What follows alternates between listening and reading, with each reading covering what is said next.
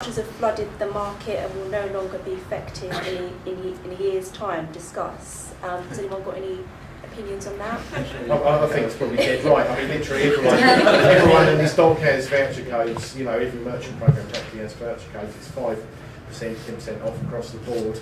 I personally, I would prefer to see that either coming back as increased commissions, obviously to the affiliates. Yeah. You know, in order that we can obviously, you know, promote more and you know, obviously if people can offer higher commissions, then they're going to get more exposure. Yeah, I mean, you know, maybe just take that off the retail prices, you know, and help the consumer that way, because I think, you know, the whole hunt the voucher code type of thing, it's not really, you know, giving anyone an advantage anymore. We've definitely taken the decision that we can't compete with my voucher codes or vouchercodes.co.uk. I mean, they've got millions in their database, in the email that goes out. I mean, we're not going to compete with that, or the cashback sites. So we're refusing to even try. Yeah. And I think that they're just going to win. I mean, they're already winning. I mean, for everything, they should. If you search for a particular retailer, raw garden voucher code, the chances are that they will appear above even a garden. Yeah, they do tend to be higher up. As a merchant, don't listen to this. As a merchant, I tend to regard voucher codes as a necessary evil, because they're out there. They've got a market, and if we post any offers straight away, someone will post underneath our offers and 10% off here, 20% off here, things like that. So while they're there in the market, we have to deal with it, and we have to play the game that's there. I mean, you are in effect giving away commission quite often because it's a sale you're already going to have, but you have to take the assumption that if you don't have that voucher, they may go to a competitor. So it's a difficult balance, I think. I agree with that. Yeah. And I think from our perspective, I think where we stand on that, we pretty much was only 3 months in with voucher codes, obviously seeing sales come in, but I think it's all about understanding the metrics of your business. What can you afford to do with like commission and stuff, and as long as you're comfortable with what you're giving away, then that's fine. I know your boundaries, but also from our perspective, so one side of the argument is it existing customers or is it new customers you're attracting with the ecos? That's something which, now we're past the first quarter of the year, we'll be looking into to try and understand, is it new customers, is it incremental, is it existing customers, but also, if it's just new customers, then what we're interested in knowing is what lifetime value of those customers is as well over the course of time. Now, if they prove to be good customers going forward, it's always in it for the deal kind of thing. From our perspective, we'll just be more clever with how we remarket to those people once we've got them in on board. We won't waste money on paid for marketing activity to remarket to those customers. If they are new customers, they go on to respond very well in the future. So things like e-shops wouldn't cost us anything to do to incorporate them as part of the grouping. We wouldn't want to catalog market to those people if they don't respond very well after the event. So we'd have a major issue with it on that kind of score. But from a brand perception, I mean, okay, it's not great to be sort of seen to be giving away sort of ecos, but it's just the way of the world now, I think, to a point. But I think for us, I mean, affiliate marketing is less than 10% of our turnover. So for us, it's not a huge thing at the moment. There's something we've got to keep monitoring as time progresses and realise what it means to your business. I think it's as simple as that.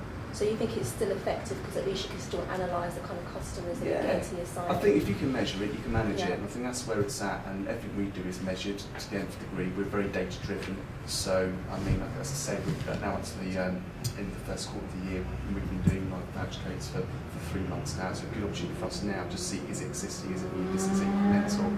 But from a lifetime value point of view of what these, if they are new customers, what they go on to give us, I suppose we'll be able to measure that in 12 months' time and get a good steer. It wouldn't stop us necessarily doing that actually. The thing would just mean to us would be more clever about how we remarket to them. Don't waste money if they happen not to be good customers going forward and only in it for the deal or whatever, if you see what I mean. So it's all about knowing what it means to your business, I think.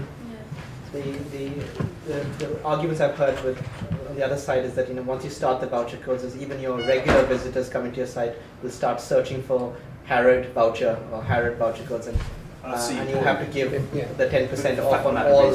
At this moment in time, we're not seeing it as being a big thing for us, if you see, and we're not getting it quoted. If it's like 1 in 10 orders was carrying the voucher code, you'd be more concerned, but we're not seeing I think that's a good point. But actually, before we started giving voucher codes, some affiliates who were giving 5% commission were giving 2.5% cashback as a cashback. So by being in the affiliate game, in effect, you're in the voucher code game. Sure. I think that they do come together.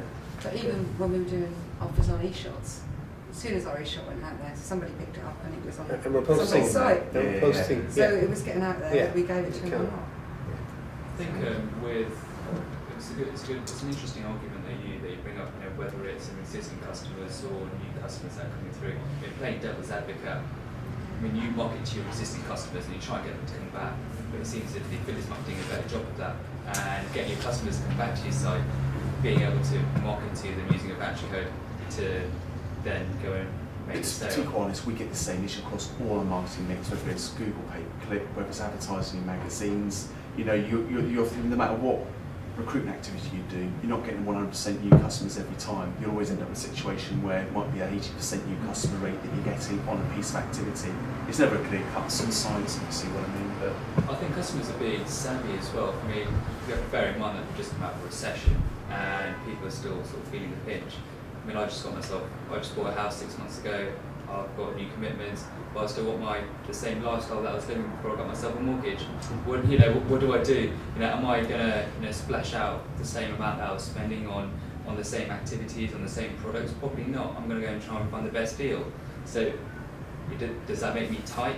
Maybe. But I'm just trying to find the best deal that I can and still retain the same lifestyle that I had that I have. Before the additional commitments came in. So I'm going to search out there for the best deals, the best offers for the same product. just wondering, Elijah, do you have any demographics of people who use the voucher code sites, for I can say, because our customer base is obviously 55 to 60, okay? That's very broad brush, but that's typically what it is. I wonder in my own head how many people actually are going on to use vouchers. Is it more of a younger person's thing as such? I know obviously silver service getting more savvy and all the rest of it, but I just wonder in my own head whether how much voucher code abuse we might get, if you see what I mean, comes from our sort of demographics, if you see what I mean. Well, our main demographic is women between the ages of 25 to 45. They're our biggest demographic, normally with 2 children. And then above that, I know, quite weird, but that's what it was. And then above that, it's the older generation. Weirdly enough, you'd think it would be the younger generation, but it's actually kind of 50 plus. And whoever's got most time to search around that. yeah, exactly. So their mums at home, and the kind of older generation. So they're our biggest demographic. And we get about 8 to 10 million users on the site per month, just looking at the site. So, and they're unique as well.